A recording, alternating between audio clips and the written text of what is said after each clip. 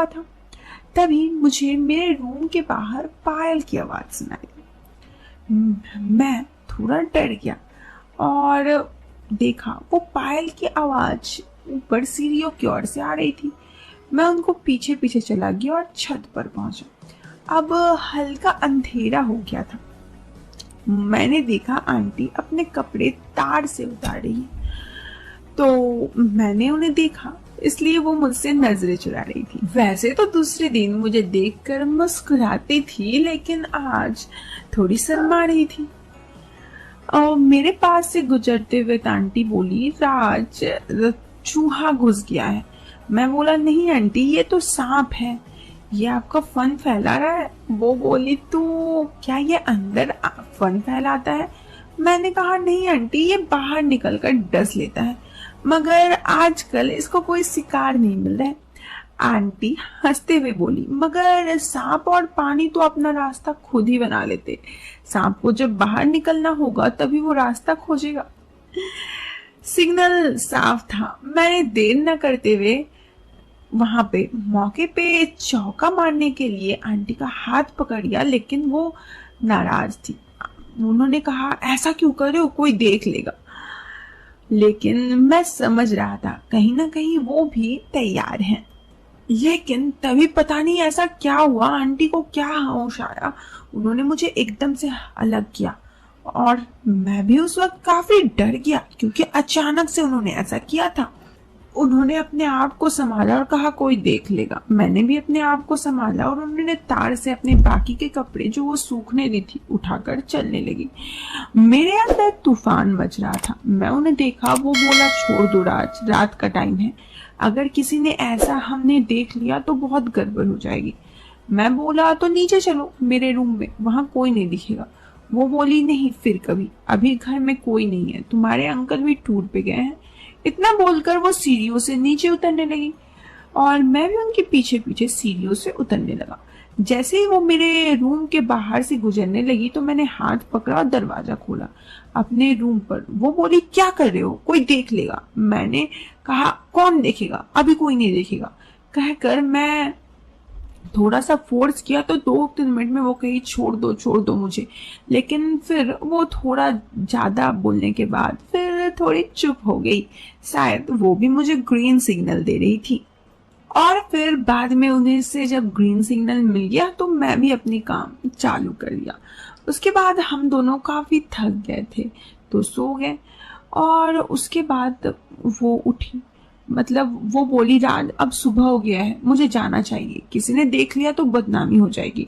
इतना बोलकर वो मेरे रूम से निकल गई। मैं अपने रूम के अंदर से बंद कर दिया और अभी ये कहानी बाकी है जी। अब दोस्तों, उस दिन के बाद, मतलब उस दिन मेरे घर में आने के बाद कई बार मैं आंटी को रूम में लाता। उनके पति की ड्यूटी कभी दिन में होती तो कभी रात में, इसलिए कई बार आंटी दिन में फ्री होती, रूम में वो आती, तो कई बार रात में। एक दिन आंटी ने बताया कि अगले दिन से अंकल नाइट शिफ्ट शुरू हो रही है। मैं ये सुनकर काफी खुश हो गया। रात की तन्हाई अब दूर होने वाली थी। दोस्तों, मुझे रात में उनके साथ वक्त बिताना था। अब सारा जहां सो रहा होगा तब अगले दिन मैं बस साय होने का इंतजार कर रहा था। रात के 8 बजे अंकल घर से निकलने वाले थे। मैं बस उनके जाने का इंतजार कर रहा था। अब तक मैंने आंटी को अपने रूम में ही बुलाया था, लेकिन आज मैं उनके घर जाने वाला था। मुझसे रुका नहीं जा रहा था और मैं 8 बजे के पहले ही आंटी के यहाँ पहुंचा। अभी तक अंकल ड्यूटी के लिए निकले नहीं थे। वो मुझे देखकर थोड़ा हैरान हो गए। अंकल से मेरी बात हुई तो कई बार हो चुकी थी, लेकिन अभी तक मैं उनके घर कभी नहीं गया था। फिर मैंने बहाना बनाते हुए कहा कि मेरे घर में दाल खत्म हो गई है और मैं दाल लेने के लिए आया हूँ। तभी पीछे से आंटी बोली, हाँ तो इसमें शर्माने की क्या बात है, खुलकर बोल देना चाहिए, हम कोई अजनबी थोड़े ना है। फिर आंटी बोली, अगर तुम चाहो तो नीचे खाना तैयार है, तुम्हारे अंकल तो अब निकल रहे हैं, मैं यहाँ अकेली पड़ जाऊंगी, तुम मेरे यहाँ ही खा लेना। मैं अंकल के चेहरे और देख रहा था और पूछा, अंकल आपकी नाइट ड्यूटी होने वाली है क्या? वो बोली, हाँ बेटा, आज से नाइट ड्यूटी होने वाली है। मैंने बोला कोई बात नहीं, रात में तो ज्यादा आसान होता है ड्यूटी करना, कुछ काम भी नहीं होता।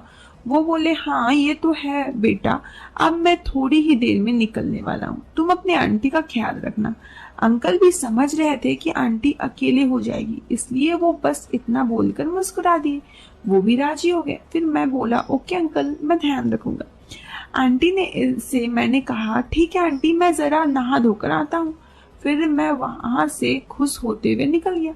15 मिनट बाद मैं वापस आया तो अंकल जा चुके थे। आंटी भी तैयार हो चुकी थी। उसने गुलाबी रंग की साड़ी पहनी थी जिसमें वो बहुत ही ज्यादा खूबसूरत लग रही थी। इन हम दोनों ने साथ में खाना खाया, फिर सारा काम खत्म करके बेडरूम में आ गए। आते ही मैंने आंटी को कहा सच में आज आप बहुत ज्यादा खूबसूरत लग रही हैं। उन्होंने कहा शुक्रिया।